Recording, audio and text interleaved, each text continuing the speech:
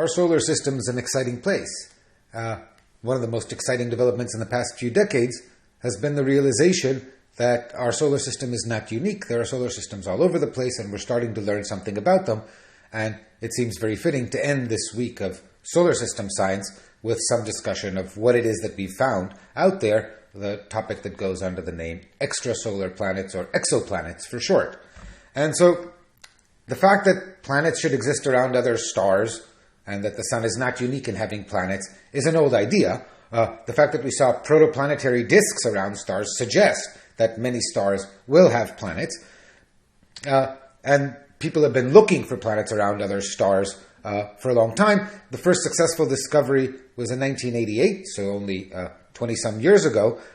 By now, at last count, there are 853 confirmed planets orbiting 672 different stars, so we have whole solar systems that we have found. And the field is growing very fast. I think we're just starting to learn what these extrasolar systems have to teach us. Finding planets is a tough business. What you're looking for, basically, is a chunk of rock or gas that is not hot and is not glowing, and is very near to something, a star, that is hot and is glowing. So it is a difficult problem trying to actually see a planet at great distance. We see the light of the star, but seeing the reflected light off of a planet is a difficult proposition.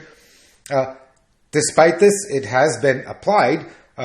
In all, 32 planets in 28 systems have been actually imaged. In other words, were found in actual images of the star. The way this is done is the same way we will learn next week. Technology developed to image the outer regions of the sun, the corona. One basically superposes a disk that blocks out the starlight into one's telescope and then looks for the dim lights around it.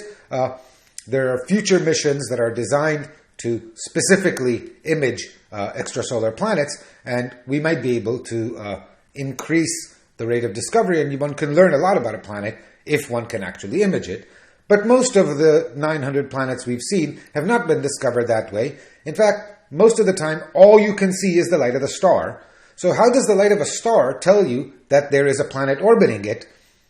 The following few simulations might help understand that. One key to understanding how a star can tell us that a planet is orbiting it is to remember that if a planet is orbiting the star, then the star is also orbiting the planet. In fact, they are both orbiting their common center of gravity, as this animation here will show us. We have here a planet and a star. I have, just for the purposes of discussion, given them a mass ratio of 1:4, and what we see is that they each orbit, I've assumed a circular orbit, and they each orbit in a circle about the relative common center of mass, which is here this green X. And what we see is that the radii of the two circles are, of course, distances from the center of mass. In other words, if the larger star here is 4 times as massive as the smaller planet, then the radius of the orbit in which the star orbits is 1/4 the radius of the orbit in which the planet orbits. In other words, if this orbital radius is our star and this orbital radius is our planet, then since they're orbiting their center of mass, these satisfy mass of the planet times the radius of the planet's orbit is equal to the mass of the star times the radius of the star's orbit. And of course, the distance between the planet and the star, since they're on opposite sides, the distance is simply Rs plus Rp, the sum of the two radii, and this distance is constant at all times. Of course, most planets don't orbit in circular orbits, but as usual, we will make that simplifying assumption. It'll help us make calculations more straightforward. Of course, since typically a star is far more massive than the planets that orbit it, the star will move in a far smaller circle than will the planets, and detecting the motion of a star might be difficult because the motion is very small. To give us a sense of how this works, we'll try to detecting from a distance the planets of a solar system we understand, namely our solar system. And indeed, because Earth orbits the Sun is also orbiting the Earth. the center of mass of Earth and Sun lies well deep within the Sun, and it would be very difficult to actually note the motion of the Sun. In fact, the only planet whose common center of mass with the Sun lies just outside the surface of the Sun, is Jupiter. And in this animation, we see that if we take into account only the gravitational effects of Jupiter, then we observe the Sun moving around in a circle around a point just outside the surface of the Sun. Saturn's influence is the next most remarkable, and because we now have two periodic motions, the Sun's motion is a little bit more complicated. It no longer moves in a circle, so by doing some interesting analysis, we could in fact disentangle perhaps the two motions due to the Sun and to Saturn and Jupiter, if we could observe this motion. So we need to understand how far the Sun is moving and try to see what limits this places on our ability to detect planets. So now we have an idea. Maybe we can observe that a planet is orbiting a star by watching the star wobble. We need to understand how much the star will wobble. We expect it not to be very much, but because it is a periodic motion, we might be able to actually distinguish it and realize that what is going on is that there's a planet orbiting it. And we said that if we assume circular orbits, if there's a distance r between the star and the planet, then we can write r as r is the radius of the circle in which the star moves, plus the radius of the circle in which the planet moves, and the two radii are determined by this center of mass relation. And plugging one relation into the other, I see that the total distance is rs plus rp, but rp is rs times ms over mp. We write it this way, and now I can solve this equation for rs. Rs is equal to r divided by 1 plus ms over mp, and then I can pick a common denominator on the bottom to write mp plus ms, and mp comes here. mp plus ms is nothing but the total mass, which I'll call n. And this is not surprising. The amount by which the star moves is related to the distance between the two by the ratio between the planet's mass and the total mass. The larger the planet, the more the star will move. Not too surprising. Let's see what that tells us. For example, about an idea. Let's try to detect Jupiter. How far would the Sun move?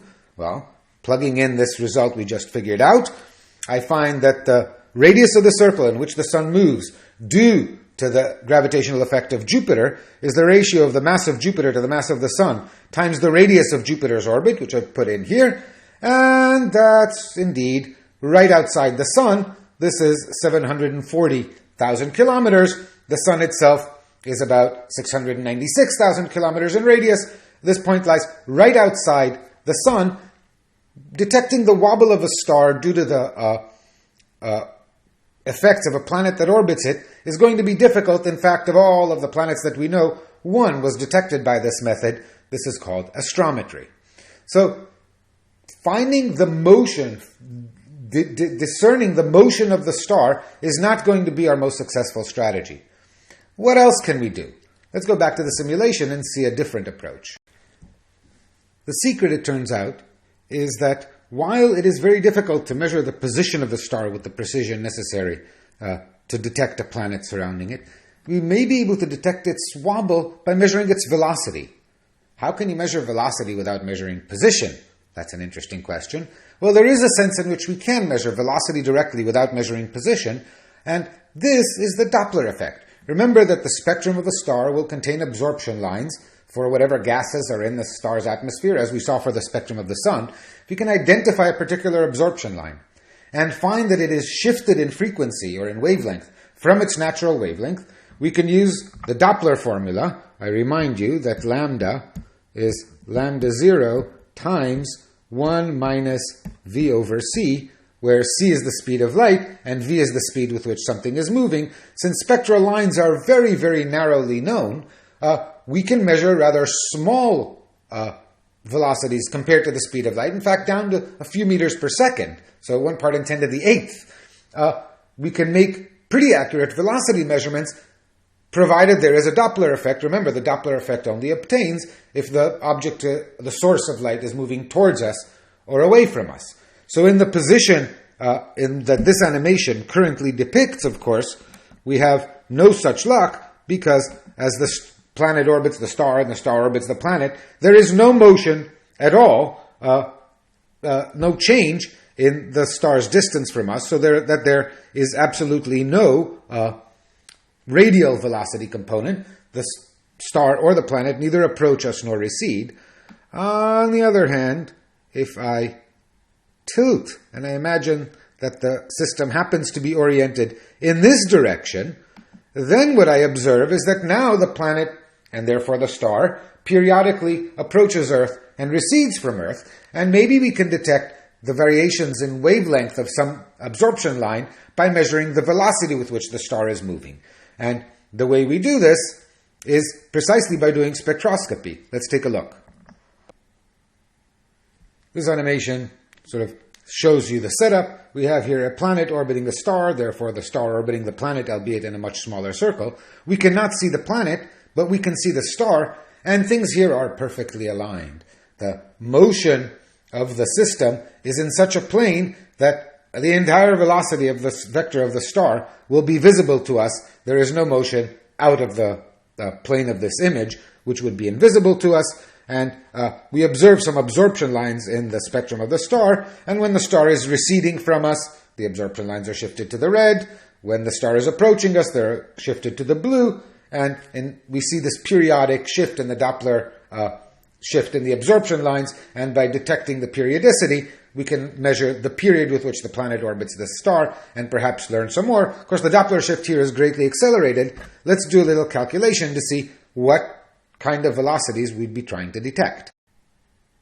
So perhaps the way we can detect the fact that a planet is orbiting a star, hence the star orbiting a planet, is to hope that the orientation of the orbit is such that at least some fraction of the star's motion is radial towards us or away from us, and we can use Doppler shifts to detect that velocity. Let's figure out how fast the star would be moving. So we have this system. How fast is the star moving? Well, the star moves around a circle of radius rs, as we said, and it moves with a velocity, a speed, vs, whose velocity is continually changing.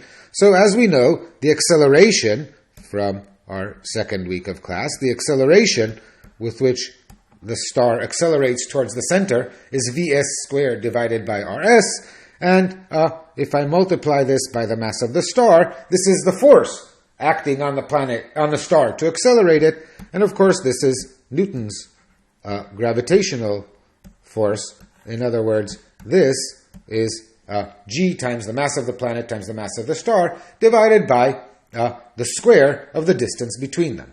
So let's put that in. Here's our equation. What do we do with this equation? Well, of course, we first realize that the mass of the star completely cancels from here. This is characteristic of gravity. Now, what I want to do is figure out v. I want to know how fast the star moves. So from here I have that vs squared is given by g times the mass of the planet times the radius of the circle in which the star moves divided by r squared. But it would help to remember that we computed that the radius of the circle in which the star moves is related to r by the mass of the planet divided by the total mass. And so using that in here, I find that this is g times the mass of the planet divided by r squared times r times the mass of the planet divided by the total mass. And what I find is that this is given by, well, I can cancel one of the r's here, and I find that vs squared is g times the mass of the planet squared divided by m times r, which is almost nice, except I will find it more convenient to write g times m divided by r. This is a quantity with the dimensions of velocity squares times ratio of the mass of the planet to the total mass squared. All I've done here is multiply and divide by the mass, the total mass, and so this is my expression for Vs, and when I plug it in, I see that the following things are true. For m is usually typically just the mass of the star. The mass of the planet is small anyway. What we see is that massive planets will cause more motion. This is certainly true. But unlike the case when we were trying to do astrometry, in the case of radial velocity measurements, the closer a planet is to its star, the smaller r, the more radial velocity the star will acquire. So this method will be useful in discovering planets that are massive and orbit close in. We can solve this equation now for Vs by taking the square root, and this is the expression we get. Again, the largest values of velocity will arise from heavy planets that orbit near their stars. We can plug in the numbers for Jupiter. If you look at this quantity in the square root, it's simply the orbital velocity of Jupiter to good approximation. And so plugging in the numbers, we see that due to Jupiter orbiting it, the Sun moves at 12.5 meters per second. This is a small velocity relative to the speed of light, but wavelengths can be measured with extreme precision. We would have very little trouble if orbits were aligned correctly, identifying the motion of the Sun by 10 meters per second. And in fact, this is one of the most productive ways of detecting extrasolar planets. A total of almost 500 planets in almost 400 solar systems have been detected by what we call radial velocity measurements. And remember, this is only possible for systems so aligned that part at least of the motion is radial. If the system happens to lie so that the motion of the planet and the star is perpendicular to our line of sight, there just is no radial component, there is no Doppler shift. We're out of luck trying to find it. Despite this, this has been one of the most productive ways of measuring it. But if the system is aligned properly, we can do even better. Let's check this out. One great advantage of the radial velocity measurement detection is that if we have some way of estimating the mass of the star independently, we'll see that we have such methods, then it gives us information about the mass of the orbiting planet as well as the distance at which it orbits, and so we can extract the beginnings of more data about what kind of planet we see in what kind of orbit. Under some circumstances, if the alignment is just right, we can do even better. If the alignment is such that the planet, in fact, transits in front of the star, then the planet will, partially, eclipse its star. And the way we will observe this is that the starlight appears to dim when the planet is transiting. And we call this measurement measuring the light curve. The light curve is the dependence of the brightness of the star on time. And what we will see is a periodic change as the brightness of the star dips periodically when the planet transits it. We can use this to compute the period. We can use this to study from the details of the shape of the light curve. We can learn many things about the planet, and such as its size, its mass. If we're lucky, we might even see the planet's atmosphere beginning the eclipse process and see the star through the planet's atmosphere and attempt to do spectroscopy and understand the chemistry of the star's atmosphere. So in principle, the transit method is a very constructive method which gives us a lot of information. Some 300 planets in over 200 systems have been detected. There's a dedicated space telescope, the Kepler Space Telescope, which is doing a survey of the sky and already has over 2,000 candidate planets in over 1,000 candidate systems, but the transit system, the transit method is not considered a complete detection until verified by some other means, so these are undergoing verification. The sample of planetary systems that we have outside the solar system is certainly growing very quickly, and we should have a lot of information. Ideally, one detects the same planet both using radial velocity and transit method, and then one can extract lots and lots of information. But over time, we're compiling lots of data on these things. We will talk more about transits when we talk about binary stars and light curves. There are a few other methods that have been used. We'll talk about gravitational lensing when we talk about GR, but the light of a planet can be intensified by the presence of a planet nearby. The light of a star can be intensified by the presence of a planet, and some 16 planets have been observed this way. If we have one transit planet, we can study its orbit and find perturbations to its orbit and ascribe them to another planet and learn about the existence of the other planet in the same system. Some planets have been detected this way. In all, we're compiling a collection of solar systems, and it behooves us to see, well, how do they stand to our understanding? How does this match our understanding of our solar system? We developed sort of a good theory that describes the one solar system in the universe, but now that you suddenly have thousands of them, you can ask, does this theory work? And so, what have we found? As this image clearly shows, we haven't looked very far. We've looked to about 300 light years around the solar system. That's a tiny fraction of the galaxy. We have all these thousands of planets. Depending on how exactly you make the estimate, and as I said, this is a young science, between 1 and 40% of sun-like stars have planets. Either number means that in a galaxy with a few hundred billion stars, there are lots and lots and lots of planets and planetary systems all over the place. No, the solar system is not unique. Now, the methods that we've used, both the most constructive ones, both the transit method and the radial velocity measurement method, are most sensitive to what we call hot Jupiters, planets that are very massive and orbit very near their star. Remember, we saw that with the radial velocity measurement. It's also true that it's more easy to arrange an alignment if the planet is close, and the eclipse is more noticeable if the planet is large. And so our methods are sensitive to hot Jupiters. Maybe it's not surprising that mostly we find, at least initially, what was found was lots of planets with masses similar to or larger than Jupiter's orbiting in Mercury-sized orbits. Now, well, yes, there is a sample bias going on here, clearly a selection bias.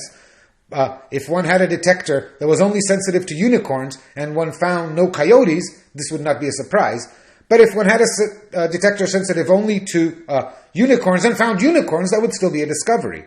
Discovering all these gas giant planets orbiting within a half an astronomical unit of a sun-like star should still be jarring because, remember, we explained at great length why it is impossible for such planets to form so close to the star because the solar nebula is too warm and volatile materials are not solid.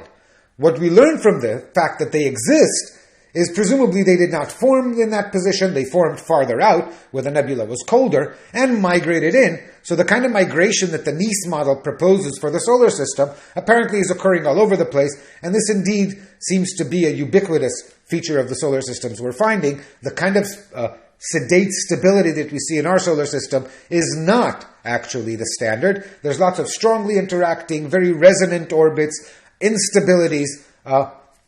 In that sense, at least, the orbits we find in our solar system are a little bit uncommon. What are the planets like? Well, again, most of the planets we find are very massive, and lots of them are very close in. If you look at this logarithmic plot, right in the center of the plot, over down here, is our Earth, with and then the horizontal axis is the distance from the star. The vertical axis is the mass of the planet. Both of these are logarithmic. So most of the planets that have been found are much more massive than Earth. In fact, much more massive than Jupiter up here.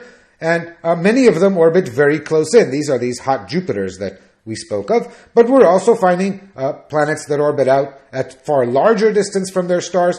And we've even found some planets that are on the order of magnitude of Earth's mass or less. And so if you take the selection bias into account, the prediction is that, in fact, this data suggests that there are Earth-like planets in much larger numbers than there are Jupiters or gas giants, because the fact that we're detecting them at all means they're far more common. We also find some super-duper Jupiters, some gas giants with masses 15, 20 times the mass of Jupiter, much larger than one thought planetary systems could create, and some interesting, strange cases like a planet called Kepler-16b that orbits a binary system. So two stars orbiting each other with a planet in an almost perfectly circular orbit around the center of mass of the system. This had been thought to be impossible to arrange in a stable orbit, and Kepler-16 shows us that nature manages to find a way. So the field of extrasolar planets is despite the fact that it's been a few decades since we first discovered the first ones, this is really a field in its infancy. We're just starting to learn what we can learn from these exciting systems. And I anticipate a lot of news, both in terms of discovery and in terms of insight into how solar systems work in the coming decades. Let's sum up a busy week. Well, we found a lot to learn right in our own solar neighborhood. A lot of it, both in our solar system and certainly beyond, is just being learned. I hope you are starting to develop an appreciation for the fact that we tried to understand some of the fundamental physics, because wherever we can apply it, we can actually understand what is going on. We can make calculations that tell us what to expect and match them to experiment. I think understanding the physics, roughly, of the greenhouse effect might be a good example of this. And as I said, exoplanets are probably going to eventually completely change the way we think of solar systems, and so stay tuned. We've not covered many of the interesting topics in the understanding of our solar system. I want you to think of this week more as a hunting license. You now have the tools to go and read about the moons of Jupiter and why it is bizarre that Neptune has a moon that orbits completely outside the ecliptic, what that probably tells you about Triton, and so on and so forth. And so I think you are equipped with at least the tools to go and acquire information. Next week, we aim for the stars.